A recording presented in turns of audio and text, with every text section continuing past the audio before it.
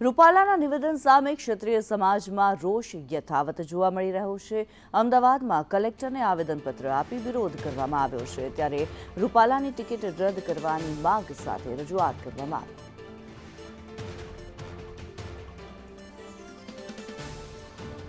ત્યારે પરસોત્તમ રૂપાલા દ્વારા જે નિવેદન આપવામાં આવ્યું હતું તેની સામે ક્ષત્રિય સમાજ રોષે ભરાયો છે। આ રોષ યથાવત જોવા મળી રહ્યો છે, ઠેર ઠેર વિરોધ કરવામાં આવી રહ્યો છે। ત્યારે રૂપાલાની જે લોકસભાની ઉમેદવારી છે તે રદ કરવામાં આવે તેવી માંગ પણ કરવામાં આવી રહી છે। ત્યારે આ તરફ અમદાવાદની અંદર કલેક્ટરને આવેદનપત્ર આપી રજૂઆત કરવામાં આવી છે। આવેદનપત્રની અંદર પણ જે રૂપાલાને બદલવા માટે થઈને માંગ કરવામાં આવશે। ત્યારે તમામ સંસ્થાના આગેવાનો એક થઈ કલેક્ટર કચેરીએ વિરોધ નોંધાવ્યા બાદ આવેદનપત્ર પણ આપશે। ત્યારે રૂપાલાની સામેનો રોષ જે છે ક્ષત્રિય સમાજનો, આ રોષ ઠેર ઠેર જોવા મળી રહ્યો છે। રાજકોટ હોય, અમદાવાદ હોય, ભાવનગર હોય, દરેક જગ્યાએ ક્ષત્રિય સમાજના જે આગેવાનો છે તે વિરોધ પ્રદર્શિત કરી રહ્યા છે। આ સાથે જ આવેદનપત્ર પણ આપી રહ્યા છે।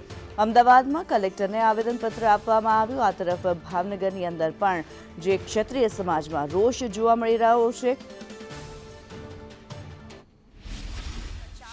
પ્રજા અને તમામ ઉમેદવારો વ્યસ્ત થયા છે, ત્યારે ઉમેદવારોના વિવાદિત નિવેદનને લઈને તાજેતરમાં ક્ષત્રિય સમાજ આકરા પાણીએ જોવા મળી રહ્યું છે। ઠેર ઠેર પરસોત્તમ રૂપાલાનો વિરોધ કરવામાં આવી રહ્યો છે અને તમામ સમાજની એક જ માંગ અત્યારે હાલ જોવા મળી રહી છે કે ઉમેદવારી પત્ર તે રદ કરવામાં આવે કાં પછી તેઓ સ્વયં પાછું ખેંચી લે। તમામ લોકો અનોખી રીતે વિરોધ છે તે કરે છે। ત્યારે ક્ષત્રિય સમાજના આગેવાન દ્વારા પણ જેમ ચૂંટણી પ્રચાર કરવામાં આવતો હોય છે તેમ લોકસંપર્ક કરીને પરસોત્તમ રૂપાલાનો વિરોધ અનોખી રીતે કરવામાં આવી રહ્યું છે। આગેવાન આપણી સાથે છે, એમની સાથે જ વાત કરીએ। પ્રદીપસિંહ, કઈ રીતનો આપનો વિરોધ છે? ઠેર ઠેર વિરોધ પ્રદર્શન થઈ રહ્યા છે, ત્યારે 500 વર્ષ પછી નરેન્દ્ર મોદી સાહેબે ક્ષત્રિય સમાજના અમારા શ્રી રામનું મંદિર ભવ્ય બનાવી અને સ્થાપિત કર્યું, અને એના અનુસંધાને અમે આ રથ લઈને નીકળ્યા છીએ કે ભાઈ ત્યાં મોદી સાહેબની એક પ્રતિમા મુકાય સરસ, અને વડનગરમાં અને અહીંયા મુકાય એનું અમે લોકસંપર્ક અભિયાન કરીને નીકળ્યા છીએ।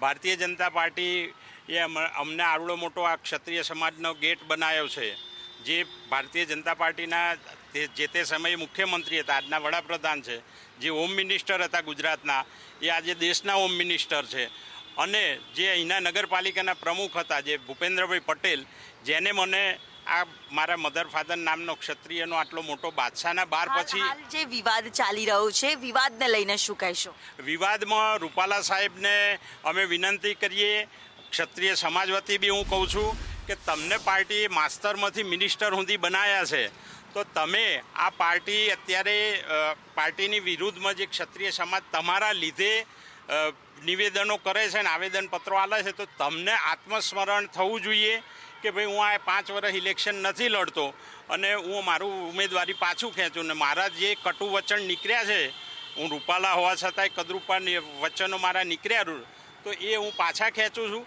અને હું મારું ઉમેદવારી પત્ર હું ખેંચું છું। પાર્ટી મને ના નથી પાડતી, પણ હું જાતે મારું આ ઉમેદવારી પાછી ખેંચું છું, જેથી કરીને પાર્ટીને કોઈ નુકસાન ના થાય। પાર્ટીનું સ્ટેન્ડ હજી ક્લિયર નથી, તો જનતા શું માની રહી છે?